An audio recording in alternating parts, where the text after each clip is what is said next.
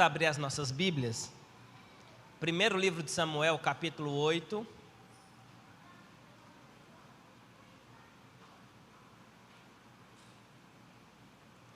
Hoje é domingo, dia do Senhor, então nós vamos ler o capítulo todo. Não é esta a leitura do dia, mas aí você já pode marcar aí. Que esse capítulo você fez a leitura. Primeiro livro de Samuel, capítulo 8. Vocês encontraram? Diz assim: tendo Samuel envelhecido, constituiu seus filhos por juízes sobre Israel.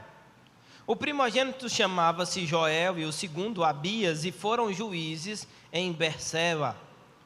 Porém, seus filhos não andaram pelos caminhos dele, antes se inclinaram à avareza e aceitaram subornos e perverteram o direito.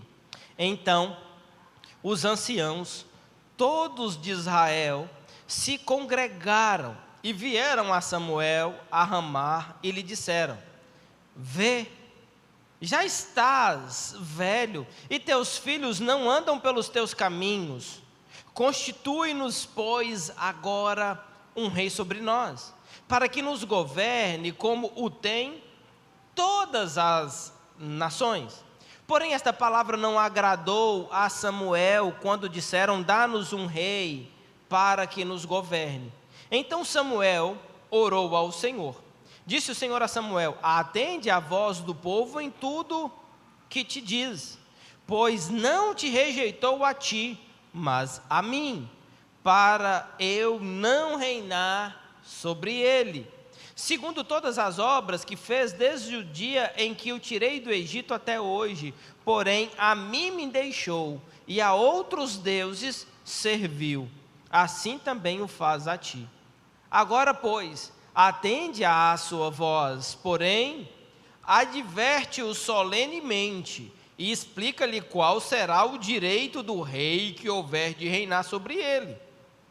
Referiu Samuel todas as palavras do Senhor ao povo e que lhe pedira um rei, e disse: este será o direito do rei que houver de reinar sobre vós. Ele tomará os vossos filhos e os empregará no serviço dos seus carros, como seus cavaleiros, para que corram adiante deles. E os porá uns por capitães de 1000 e capitães de 50, outros para lavrarem os seus campos e ceifarem as suas messes, e outros para fabricarem suas armas de guerra e o aparelhamento de seus carros. Tomará as vossas filhas para perfumistas, cozinheiras e padeiras.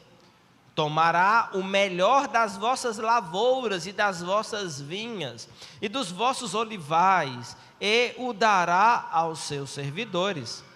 As vossas sementeiras e as vossas vinhas dizimará, para dar aos seus oficiais e aos seus servidores. Também tomará os vossos servos e as vossas servas, e os vossos melhores jovens e os vossos jumentos, e os empregará no seu trabalho. Dizimará o vosso rebanho, e vós lhe sereis por servos. Então, naquele dia, clamareis por causa do vosso rei que houverdes escolhido, mas o Senhor não vos ouvirá naquele dia.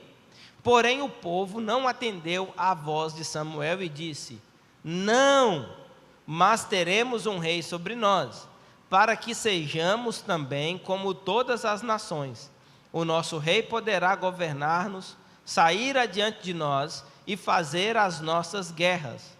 Ouvindo, pois, Samuel todas as palavras do povo, as repetiu perante o Senhor. Então o Senhor disse a Samuel: atende à sua voz, estabelece-lhe um rei.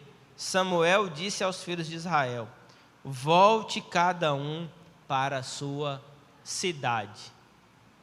Que o Senhor nos conceda graça para que entendamos a sua rica palavra E sejamos também felizes e alegres como as crianças que estão sem ar-condicionado lá, e vocês perceberam como é que o alvoroço lá está. Eles louvam a um Deus vivo. Então nós, como vivos, também precisamos ter essa empolgação para ser alimentado por esta santa e bendita palavra. A história não muito recente da humanidade, no milênio passado ou no século passado, nós vamos perceber um episódio de guerras. A Primeira Guerra Mundial vai mostrar que de lá para cá, os povos tendem a viver, e alguns povos viveram sob a égide de sistemas de governos totalmente autoritários. E aí, quando eu digo governo totalitário, estou dizendo tanto de aqueles que se dizem de direita quanto de esquerda. Então, estou falando de governo. Dentre eles, na Rússia, em 1927 até 1953, nós vamos ver o stalinismo russo de maneira autoritária. Nós vamos perceber, e a gente aqui no Brasil teve inclusive muita influência desse período, dentre eles o nosso Código de Processo Penal, ele foi todo copiado praticamente, ou quase todo, do direito romano ou italiano, do fascismo lá na Itália. Nós vimos na Alemanha também o nazismo, o franquismo na Espanha, vários países, não apenas o leste europeu, como a gente está acostumado a ver a questão da Rússia, mas vários países passaram por um totalitarismo. Hoje nós vemos isso na China, nós vemos na Coreia do Norte, os nossos vizinhos, Cuba, Venezuela. É comum nós vermos governos totalitários. E aí essa história humana em relação ao governo, tanto de direita quanto de esquerda, mas por uma questão totalitária, basicamente possuem duas características: líderes que são opressores e vão massacrar o povo por meio da intervenção, ora civil, ora econômica, inclusive religiosa. E de outro lado, o povo, que luta por uma liberdade, a tão sonhada liberdade. Mas a questão é que mesmo o homem sendo livre, ele jamais se dará por satisfeito e vai querer mais liberdade. E aí o homem torna-se insaciável na sua busca por liberdade. E aí acaba em alguns momentos dando para alguns razão para os regimes totalitários, porque flertam e aproximam-se muito da libertinagem. A busca pela liberdade, ela pode ser ensejada por vários motivos. O povo ou os seus liderados não acreditam mais na submissão cega aos seus líderes. Estão descontentes com a questão, às vezes, econômica ou com quem está mandando. Às vezes, uma palavra mal empregada é motivo para que o povo se rebele contra aquele que está no comando. E há um ditado popular, que eu vou começar aqui, eu estou com mania de começar os ditados e vocês terminam, só para mostrar a pecaminosidade suas e nossa, e o quanto nós estamos secularizados. A voz do povo é... Talvez você já até repetiu isso, a voz do povo é a voz de Deus. Nunca foi assim. Não trata-se de uma coisa meramente do passado. Atualmente, o mundo, quase como um todo, está polarizado. os dias que temos tido anúncios de guerra, o líder russo, Putin, assumiu como sendo um governo democrático.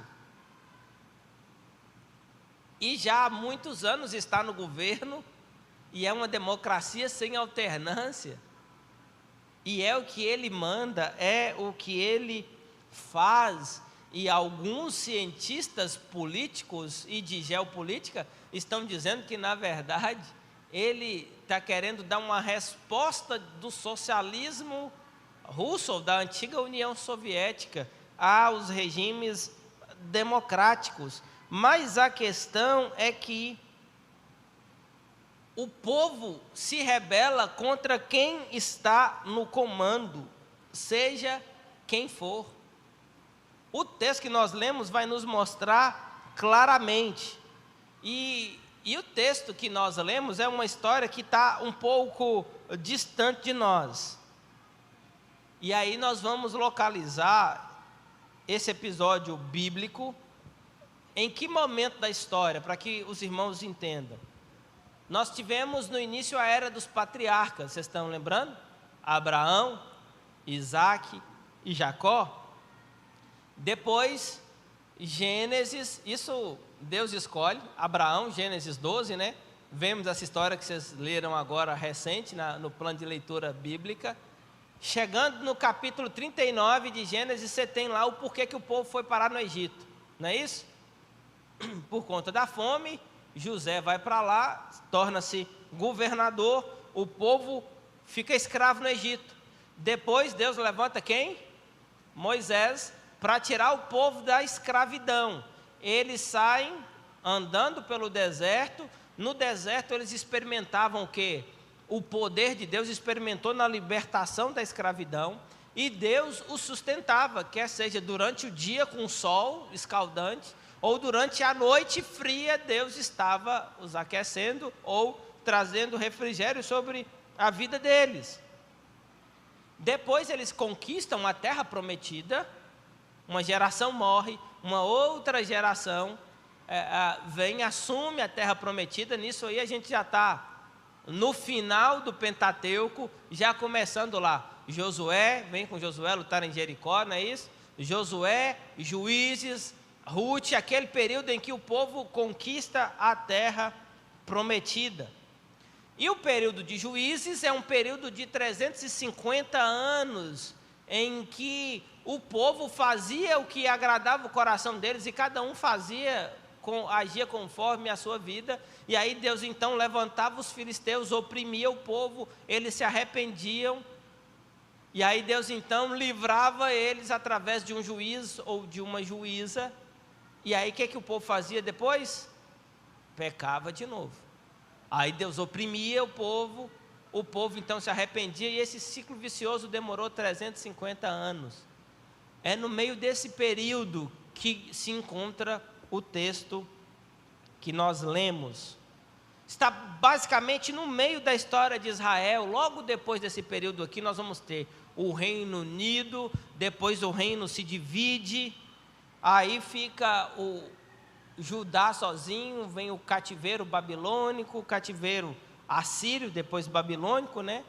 Retorno, restauração, período interbíblico de 400 anos, e aí vem Jesus.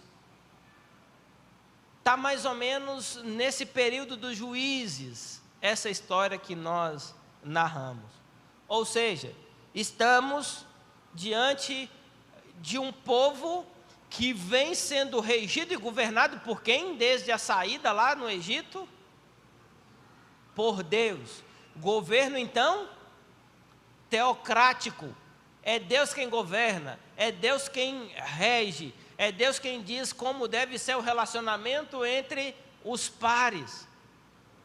E aí, num dado momento, eles comparam com os vizinhos, com as nações vizinhas, então chegam à seguinte conclusão: nós não queremos que Deus governe sobre nós. Nós queremos que um rei seja levantado entre nós e governe, porque as nações vizinhas todas têm um rei. Nós queremos um rei. E aí, eles chegam diante do profeta ou do homem de Deus e pedem exatamente isso. O nosso coração, a nossa vontade é que nós tenhamos um rei. Todas as nações têm um rei, o rei vai à frente da batalha, o rei ganha as guerras, e nós às vezes somos oprimidos aqui porque não temos um rei. Nós queremos um rei. Você já se viu diante de uma história que você acha que você precisa dar uma ajudinha para Deus? Parece que Deus não está fazendo o negócio do jeito que tinha que fazer. Aí você fala: Deus, cá para nós, confia em mim, entrega aqui em minha mão, que eu vou mostrar para o Senhor como é que tem que ser feito. E aí nós vamos olhar para esse texto e refletir sobre a constituição de um rei. Um povo governado por Deus. Irmãos, eu estou falando de um povo aqui que no deserto Deus fez jorrar água da pedra, de que olhava para a sandália, ela não ficava velha, a roupa também não. Estou falando de um povo aqui que era alimentado todos os dias. Eu estou falando de um povo que na hora do sol escaldante tinha uma nuvem trazendo um refrigério para eles. Eu estou falando de um povo que durante a noite, que era uma noite fria, que poderia matar a turma, hipotermia, tinha uma coluna de fogo aquecendo. O povo tinha tudo que precisava, mas chega um momento que eles falam: nós queremos um rei. O que a constituição de um rei vai mostrar para nós e como nós aprendemos com essa questão? Primeira coisa, demonstra o desígnio do coração do homem. Olha o verso 5. O povo pede o quê? Um rei. E eles falam: queremos um rei que governe sobre nós. Vocês pensam que o materialismo é coisa dos nossos dias? Eles estão pedindo alguém que eles possam ver, algo visível. É como se eles dissessem: nós não vemos Deus, quem é Deus? Nós não cantamos aqui: Deus, abre os olhos do meu coração, quero te ver. Nós não aprendemos há algumas semanas, sem ser essa semana passada, a anterior, que os limpos de coração verão a Deus e vão ver Deus. De que maneira? Governando sobre todas as coisas, governando sua vida. E vai chegar um momento, movido pela esperança, que nós veremos Deus de maneira plena, como Ele é. O povo queria alguém tangente, alguém que os seus olhos pudessem ver. O povo achou a solução. Eles fizeram o diagnóstico totalmente equivocado e falou: não, o que está faltando? Está faltando um rei. Você já não se sentiu às vezes tentado a dar diagnóstico para alguma coisa na igreja? Nossa igreja precisa de um pastor diferente. Não, nossa igreja precisa de um outro conselho. A junta diaconal tinha que ser substituída total. Você já fez um diagnóstico assim? Ainda que você não tenha falado para ninguém, mas no seu coração você sentiu isso ou pensou? Você chega num diagnóstico tipo assim: Deus escolheu errado, não chamou esse pastor. Deus não chamou nenhum desses presbíteros. Não, Deus não chamou nenhum desses diáconos. E aí a gente faz o diagnóstico e apresenta a solução. E esta solução, às vezes, é baseada o quê? Na inveja. Eles queriam um rei por quê? As outras nações também tinham, eles queriam copiar o modelo dos outros, só porque parece que dá certo.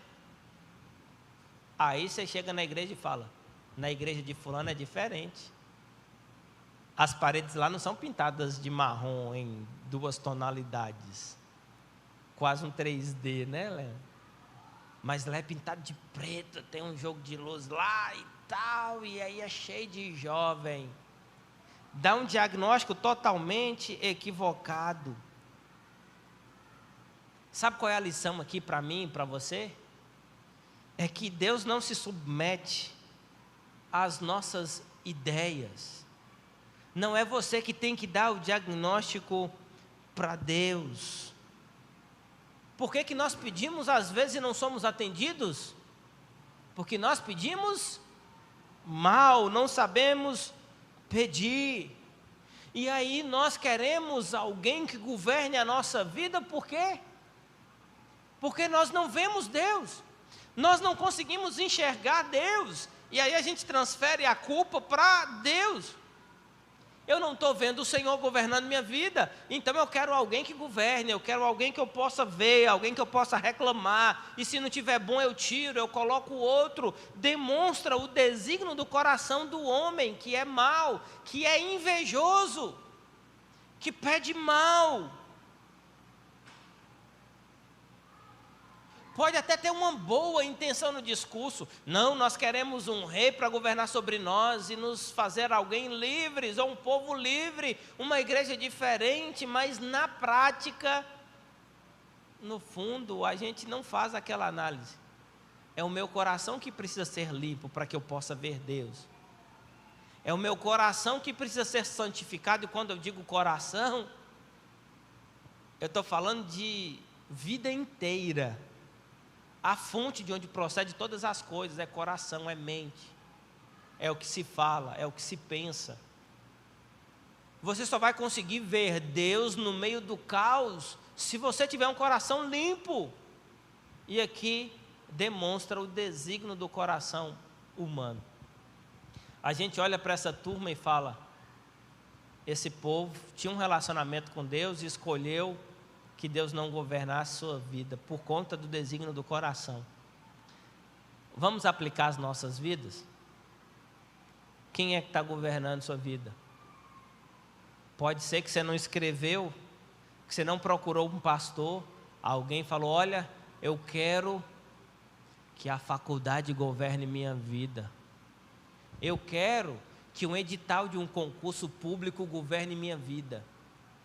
Eu quero que o trabalho governe minha vida. Talvez você não tenha falado isso de maneira expressa, mas a maneira com que você está vivendo é como se você estivesse dizendo: Deus, eu quero que outra coisa governe o meu coração. Eu quero que outra coisa governe a minha vida. E como dissemos na manhã de hoje, idolatria não é se curvar diante de uma imagem. Idolatria é tirar Deus do centro do nosso coração e colocar qualquer outra coisa ou pessoa no lugar dele. Aqui demonstra o desígnio do coração do homem. O desígnio do coração do homem é mau se não tivermos um coração limpo por Deus, buscando ter uma vida santa, um relacionamento com Deus. Quem não tem fome e sede de Deus não tem como ter um coração limpo, então não consegue ver a Deus em ocasião nenhuma. Vamos para uma segunda lição? Demonstra não só o desígnio do coração do homem, mas vai demonstrar aqui de maneira muito clara o estado espiritual do homem. Olha o verso 6. Porém, esta palavra não agradou a Samuel.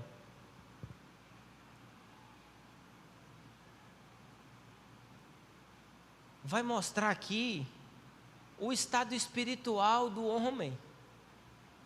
Você chega para o profeta e fala: não, nós queremos um rei. Imediatamente o profeta fica triste. O profeta, num primeiro momento, faz uma interpretação equivocada, que ele acha: Deus, o povo não me quis como líder.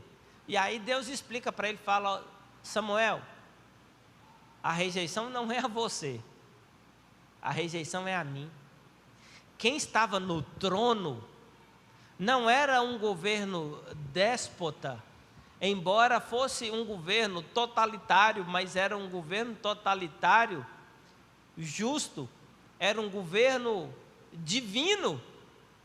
Eles então decidem não ter mais um governo teocrático e querem o governo. E aí, irmãos, do capítulo que nós lemos, de 22 versículos, do verso 10 até o verso 18, Deus orienta o profeta a dizer para o povo o que eles de fato estão pedindo e quanto vai custar.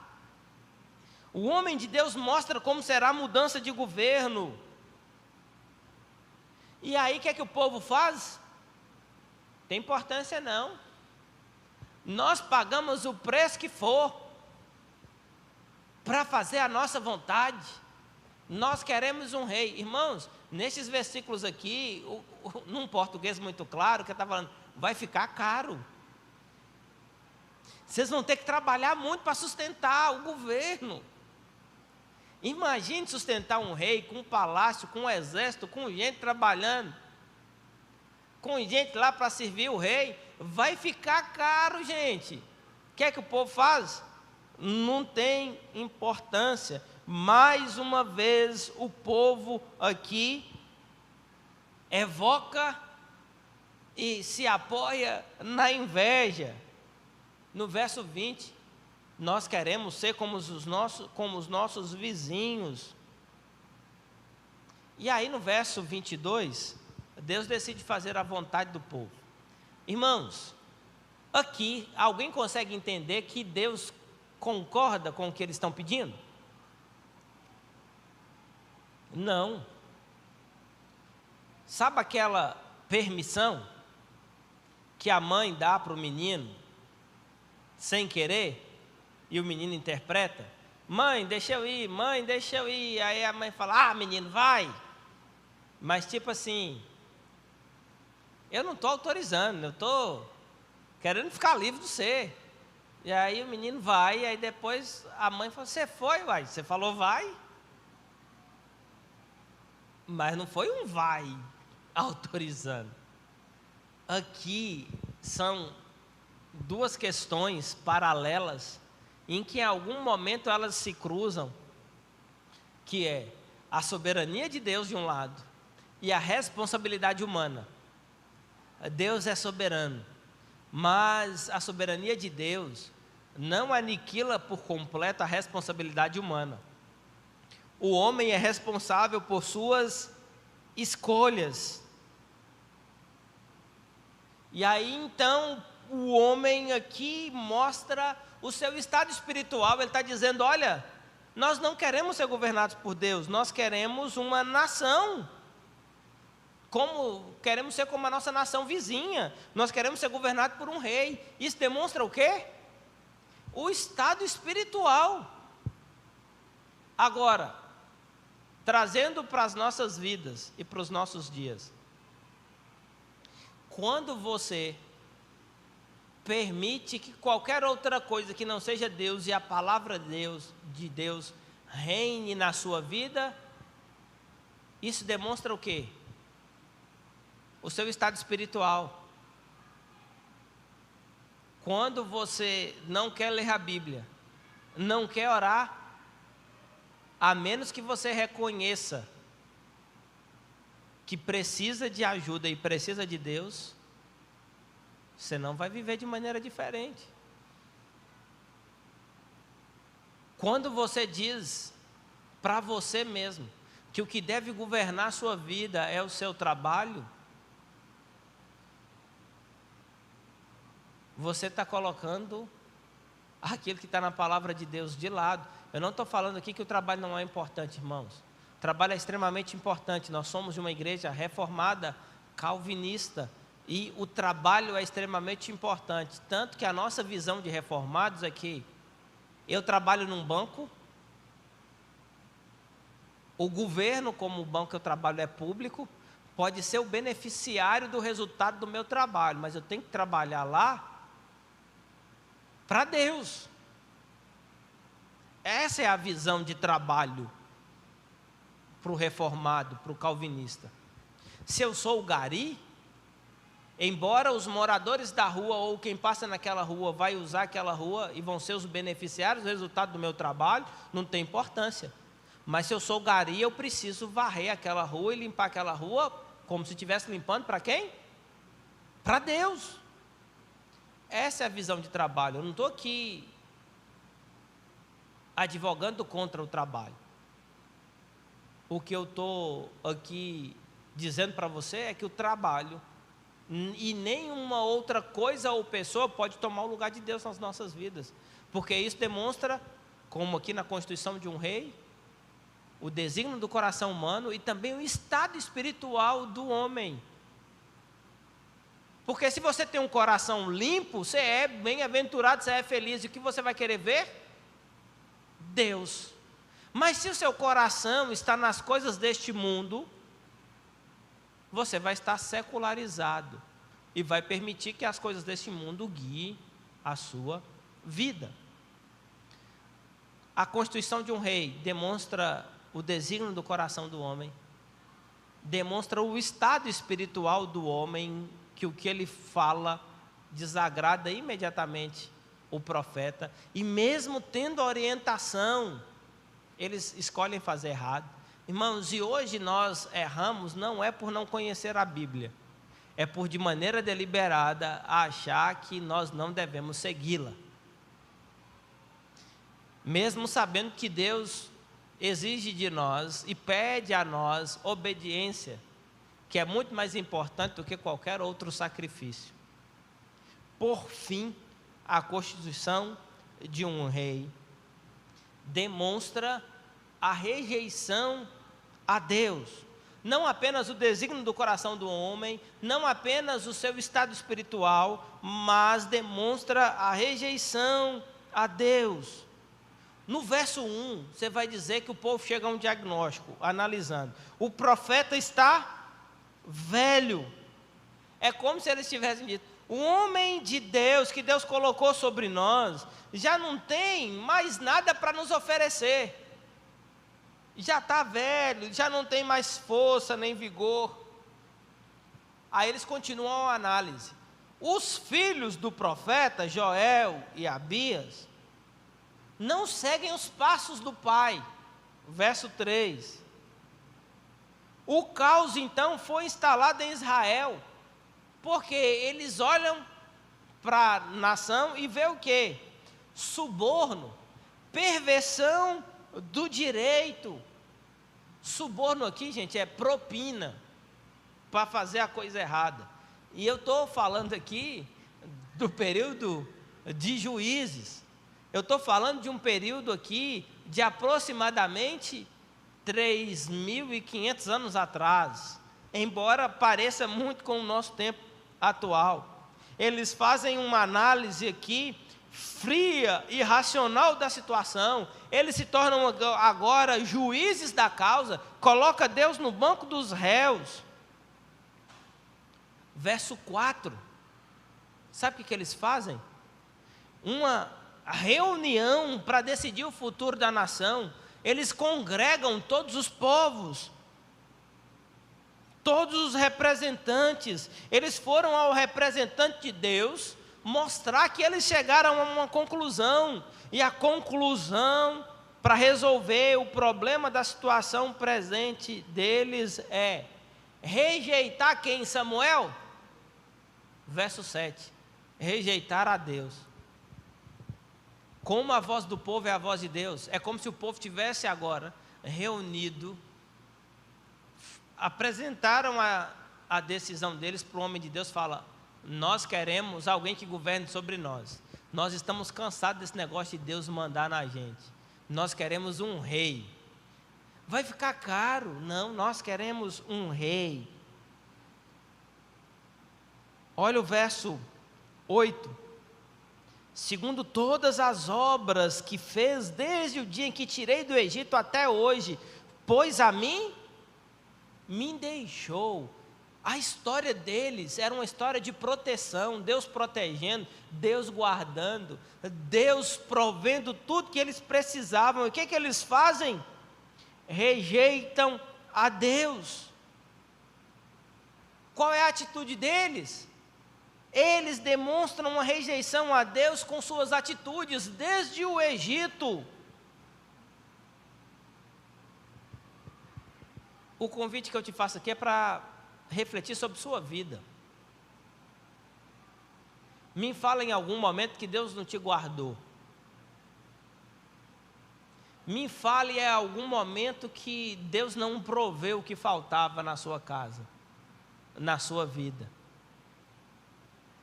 Eu não estou falando aqui de passar dificuldade não, tá, irmãos? Que todos nós passamos. E isso é normal. Inclusive, a gente tem que ficar feliz e alegre. Porque no meio das provações, Deus nos sustenta e nos faz amadurecer. Mas dá uma olhada para a sua vida. Sua vida é testemunho como desse povo, de que Deus nunca deixou faltar nada. E aí o que a gente faz? Olha para a nossa vida. Acha que o que nós precisamos? Nós precisamos de um novo trabalho. Não, eu preciso agora é fazer uma faculdade. Eu não estou falando contra a faculdade, não estou falando contra o trabalho. O que eu preciso agora é, isso na verdade acaba sendo fuga, acaba sendo uma coisa que a gente pega e elege para vir e reinar no nosso coração, no lugar de quem? No lugar de Deus. É por isso que às vezes a gente olha para a igreja e fala, nossa igreja já foi melhor. Nós amávamos mais uns aos outros. Nós partilhávamos mais as coisas uns com os outros. Nós não escolhíamos muito as nossas amizades na igreja. A gente era dado a todo mundo. A gente não era cheio de exigências como somos hoje. Ora, isso demonstra o desígnio do nosso coração, o nosso estado espiritual e a nossa rejeição a Deus, porque tem alguma outra coisa ou alguma outra pessoa governando o quê? O nosso coração e a nossa vida.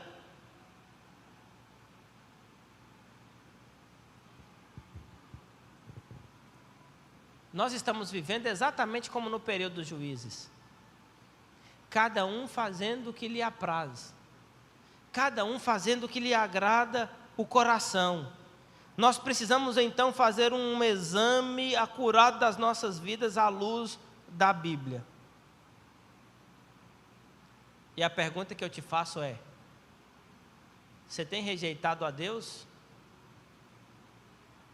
Uma pergunta mais profunda. A sua maneira de viver mostra que Deus governa todas as áreas da sua vida? Em breve nós vamos chegar na oração do Pai Nosso, no nosso estudo bíblico de quinta-feira. E o que é o reino de Deus? Venha o teu reino, seja feita a tua vontade, assim na terra como no céu. Vamos visitar o nosso dia de hoje? Você fez mais a vontade de Deus ou a sua vontade?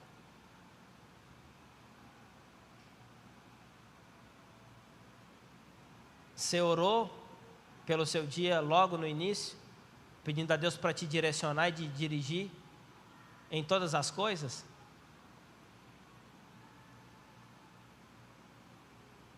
Ou você fez o que estava no seu coração?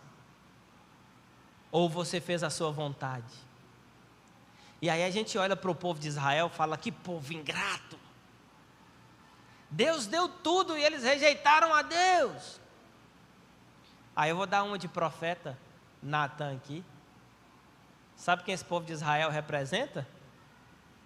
Você e eu. Nós. Por isso, urgentemente, se tem alguma coisa reinando no seu coração,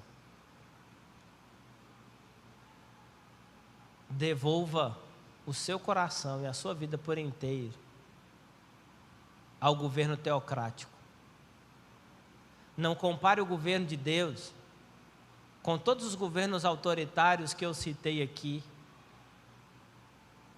como governo que a gente pode tirar a qualquer momento do trono, como na história recente do país nós fizemos na presidência. O atual presidente fica lá cambaleando o tempo todo, tendo que fazer acordo para não tirarem do lugar. O homem ainda não aprendeu a confiar na soberania de Deus, sendo responsável por suas escolhas. Que você seja responsável e escolha Deus. Turma do louvor, qual foi a música que vocês ensaiaram e não cantaram? Chamas meu nome? Vamos personalizar então a questão? Vamos cantar essa música ou refletir durante esta canção?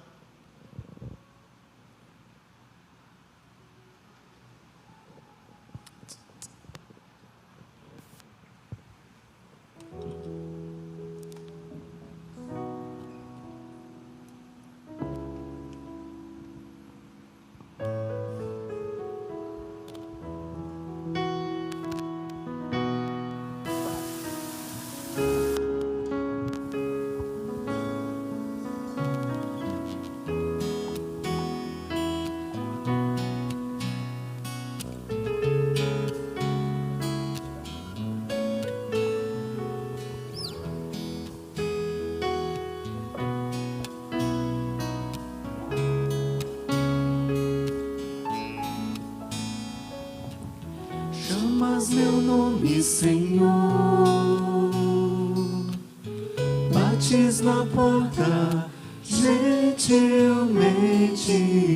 eu vou me abrir para ti. Quero entregar-me totalmente, contigo eu quero comer. Oh, que presença e comunhão restaura todo o meu ser. Faz tua morada em meu coração, Jesus. Meu Jesus, és o pão, tu és meu alimento, Jesus. Quero ser o teu lar, amado da minha alma, Jesus.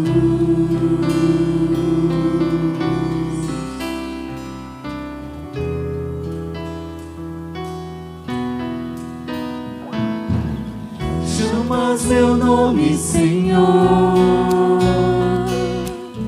bates na porta, gentilmente eu vou me abrir para ti. Quero entregar-me totalmente, contigo eu quero comer.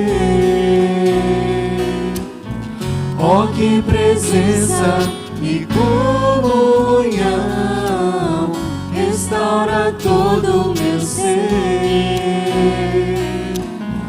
Faz tua morada em meu coração, Jesus. Meu Jesus, és o pão, tu és meu alimento, Jesus. Quero ser o teu lar, amado da minha alma, Jesus. Meu Jesus, és o pão, tu és meu alimento, Jesus. Quero ser o teu lar, amado da minha alma, Jesus.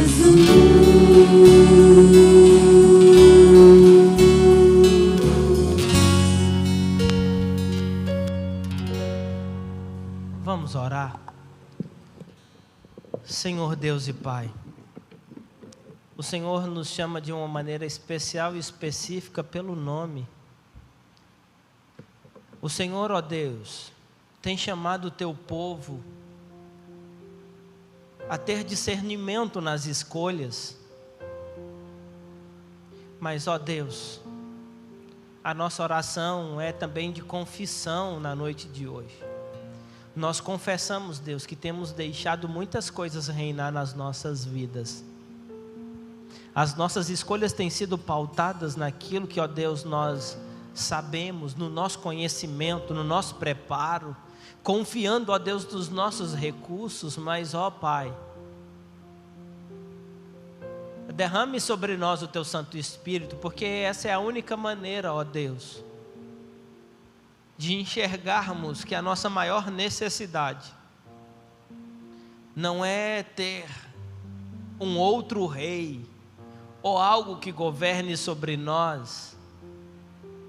A nossa maior necessidade é reconhecer, ó Deus, que nós dependemos totalmente do Senhor. Por isso, ó Deus, que o Senhor reine sobre a vida de cada um dos irmãos da Igreja Presbiteriana Betânia. Reine, Deus, sobre o nosso coração, sobre as nossas vontades e tudo, ó Deus, que nós nos propusermos a fazer, seja, Deus, para honrar e glorificar o Teu nome. Reine, ó Deus, na nossa casa, na cozinha dos nossos lares. Reine, ó Deus, na sala, nos nossos quartos. Reine, ó Deus, na nossa vida, no nosso coração, de maneira tal, ó Deus, que seja prazeroso a nós fazer a vontade do Rei, como súditos que são alvos do Teu amor, da Tua provisão e da Tua providência. Por isso, ó Deus, sê conosco, tenha misericórdia de nós e nos faça, ó Deus, cada vez mais parecidos com Cristo Jesus, o nosso Senhor. Limpe o nosso coração, para que nós possamos vê-lo, e receba toda a honra, toda a glória e todo o louvor por isso. Reine na Igreja Presbiteriana Betânia, que esta igreja não seja governada por um pastor ou pelo conselho, pela junta diaconal e nem pelos oficiais, mas que seja o Senhor conduzindo as nossas vidas para fazer somente aquilo que glorifica o Teu nome. Como servos, como súditos humildes do Senhor, que sempre foi Rei e jamais deixará de governar sobre tudo e sobre todos. Ó Deus, é que nós nos achegamos a Ti, suplicando mais uma vez a Tua graça e o Teu amor. Em nome do nosso Senhor e Salvador Jesus Cristo é que nós oramos. Agora que o amor de Deus, o nosso eterno e bom Pai, que a graça salvadora de Cristo Jesus, o nosso Senhor, que as doces e eternas consolações repouse sobre a Igreja Presbiteriana Betânia, bem como sobre todo o povo de Deus, espalhado na face da terra, não só hoje, mas para todos sempre. Amém e amém.